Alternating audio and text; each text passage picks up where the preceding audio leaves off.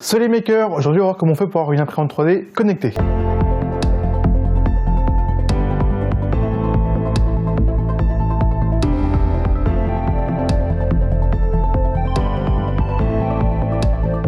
Alors pour installer Octoprint, c'est pas très compliqué, on va se rendre sur le site web octoprint.org, on va dans l'onglet télécharger, on récupère la dernière version d'Octoprint, on la télécharge tranquillement, et ensuite il va falloir qu'on extrait le fichier, donc on va faire extract tout.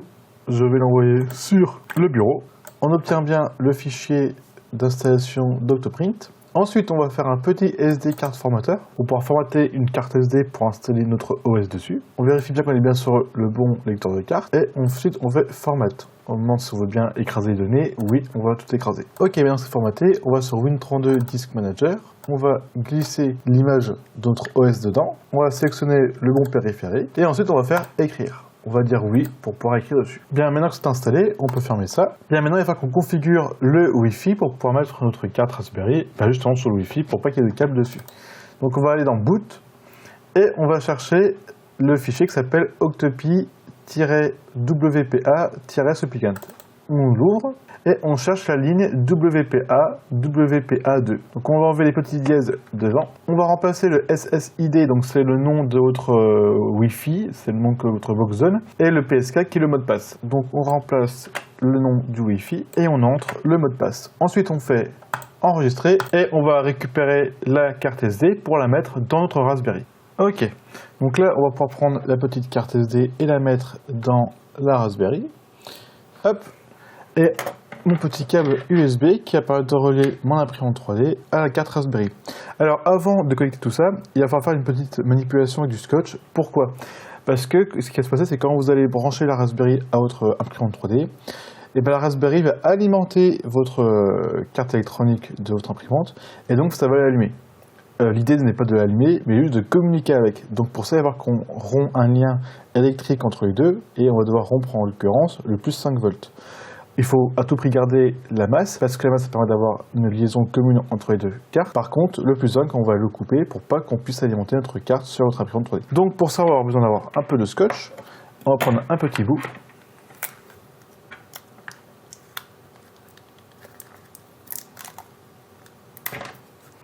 Voilà. On va revenir à découper une fine languette. Voilà.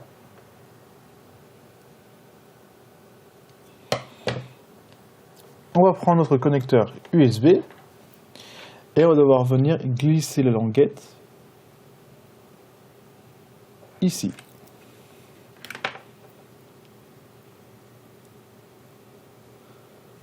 Voilà. On va venir brancher ça dans la carte. Hop, on peut ressortir et normalement le connecteur est bien recouvert et comme ça on n'a plus de liaison électrique.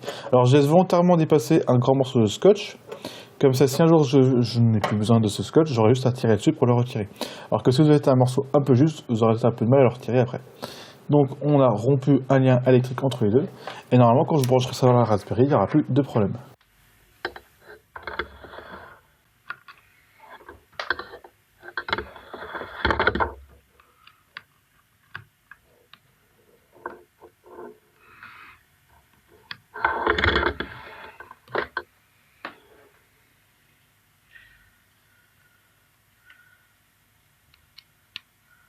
Donc maintenant qu'on a tout mis ça en marche, il va falloir qu'on trouve quel est l'IP de notre Raspberry, parce qu'effectivement, on lui a donné le code et le réseau de notre Wi-Fi, mais on lui a pas donné d'IP, parce que c'est le serveur DHCP qui est dans la box qui l'a fait pour nous. Donc pour connaître son IP, on va aller ouvrir DPScan. Ensuite, on va faire analyser le réseau pour savoir du coup quel est l'IP de notre Raspberry. Alors moi, je connais les IP qui sont sur mon réseau, et je sais que la dernière qui est apparue, c'est celle je ne connais pas en temps normal, donc c'est celle qui correspond à ma Raspberry. Ouvrons notre navigateur, on va rentrer l'adresse IP qu'on a trouvée dans DPScan, et on va aller dessus. Et voilà, nous tombons sur notre Raspberry et sur Octoprint plus précisément. Donc il va falloir qu'on crée un compte d'accès pour qu'on puisse contrôler Octoprint depuis n'importe où.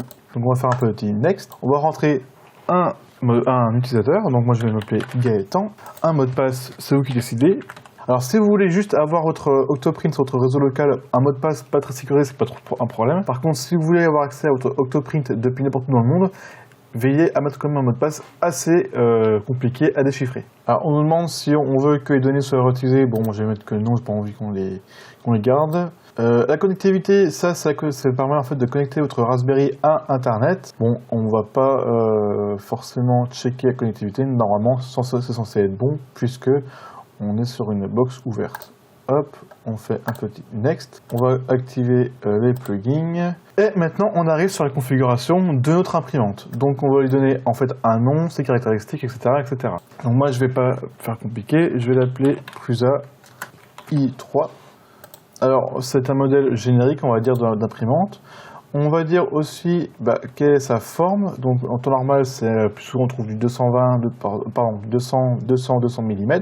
Si c'est éventuellement circulaire, on peut le préciser. Donc là, on est sur un carré. On peut mettre où se trouve le centre. En général, ça se trouve en bas à gauche. Alors, on peut aussi préciser est-ce que le plateau est chauffant ou pas. Moi, actuellement, il est chauffant. On peut dire est-ce qu'il y a une chambre autour de notre Prusa. Quand je dis une chambre, en fait, c'est une boîte fermée qui permet de contrôler la température qui se trouve dans cette chambre. Moi, en l'occurrence, je n'en ai pas. Les axes, on va pouvoir définir la vitesse qu'on veut sur le déplacement de tous les axes, y compris extrudeur. Ensuite, on va dire quel est le diamètre du nez. Alors, le nez, c'est la buse de votre extrudeur. Et le nombre d'extrudeurs. Bon, en l'occurrence, moi, je suis sur une buse de 0,4 et je n'ai qu'un seul extrudeur. On fait Next et on peut faire un Finish.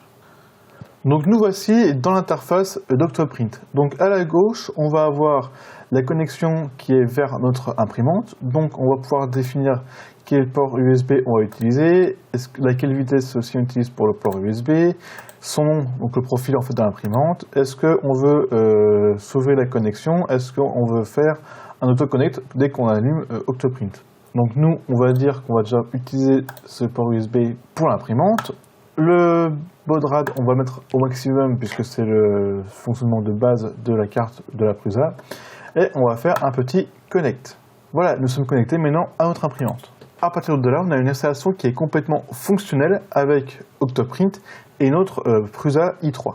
Si vous souhaitez, vous pouvez vous arrêter là, mais nous, on va voir comment rajouter encore quelques petites fonctionnalités dessus. Donc nous, on va faire en sorte qu'en fait, on puisse allumer et éteindre notre imprimante depuis Octoprint. Bien, alors pour pouvoir justement faire notre système d'allumage et d'extinction, il va nous falloir du câble avec des prises, donc une prise mâle pour pouvoir se connecter et une prise femelle pour pouvoir connecter l'imprimante dessus. Un petit domino pour pouvoir connecter les câbles.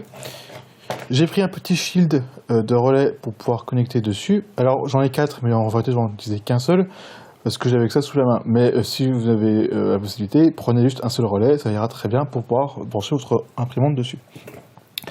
Ensuite, il va falloir des petits câbles du pont en femelle, et notre Raspberry pour pouvoir connecter tout ça dessus. Donc déjà, on va pouvoir commencer par mettre les câbles sur notre connecteur. Avec le petit domino, je vais déjà pouvoir relier dessus la terre et le neutre. Donc la terre, c'est le vert, le neutre, c'est le bleu, et la phase, c'est le marron. J'ai exactement la même chose ici. Voilà, nos deux connecteurs sont bien connectés. Et on va pouvoir en mettre les deux phases sur un relais. Donc pour le relais, c'est pas très compliqué. Il y a des petits schémas dessus qui indiquent comment ça se connecte dessus.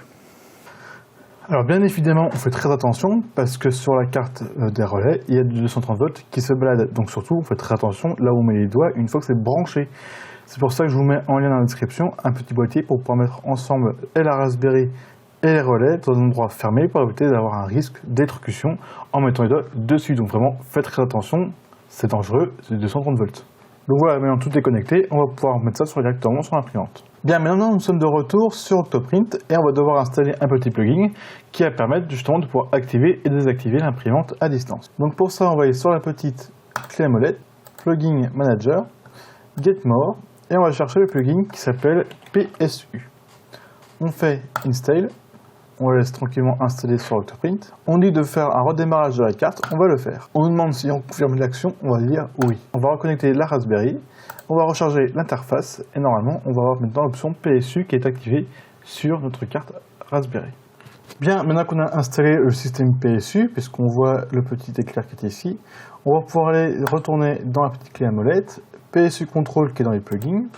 On va maintenant configurer pour qu'on puisse allumer et éteindre à volonté notre imprimante. Donc, on va dire la méthode de fonctionnement qu'on va utiliser. Donc nous, on ne va pas faire une commande G-code, mais on va faire une un système de GPIO. Ensuite, on nous dit comment vous configurez le GPIO. Est-ce qu'on utilise le nom du GPIO qui est marqué sur la carte Raspberry ou alors est-ce qu'on utilise le nom qui est logiciel? Nous, on va utiliser le nom qui est logiciel. Donc, on va aller sur BCM.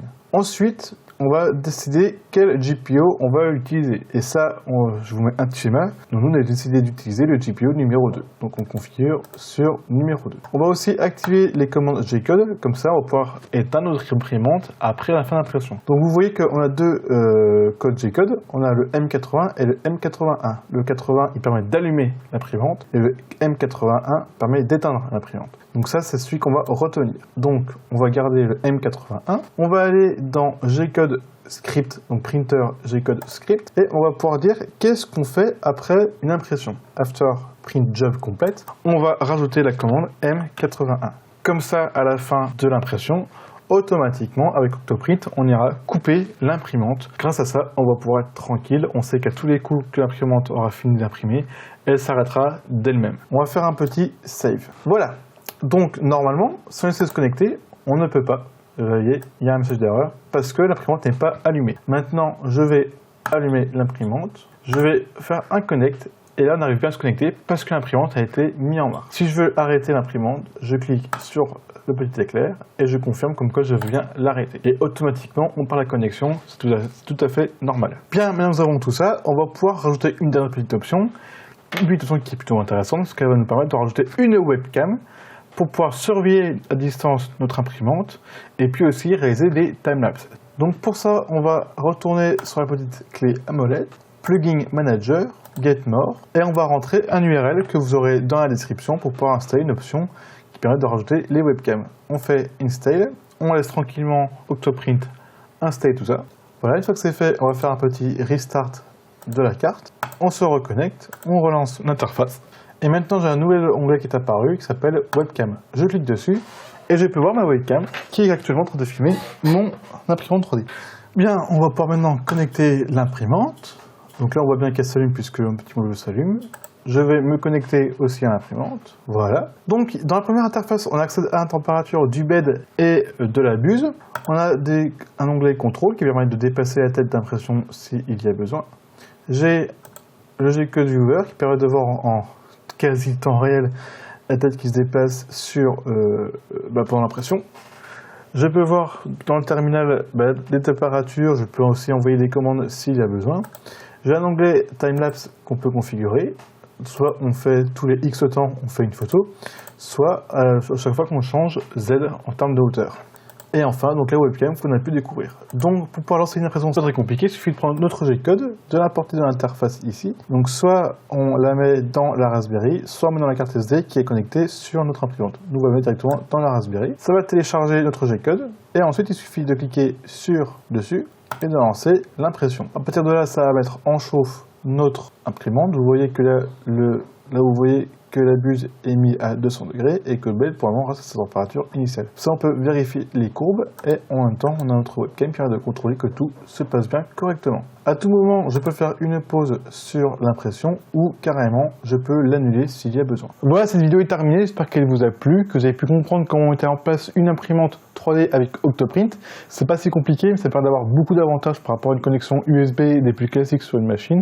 L'avantage, c'est que vous pouvez aussi la mettre en réseau local, mais aussi en réseau internet. Ce qui fait que depuis n'importe où dans le monde, vous pouvez contrôler votre imprimante et vérifier que ces impressions sont correctes ou encore de l'allumer à distance. Quant à moi, je vous retrouve dans une prochaine vidéo. N'oubliez pas, vous pouvez toujours me laisser un message par Facebook, par mail, par Twitter, mais aussi dans les commentaires. J'y répondrai toujours. En attendant, soyez créatifs, innovez, mais surtout faites-vous plaisir. Salut les makers!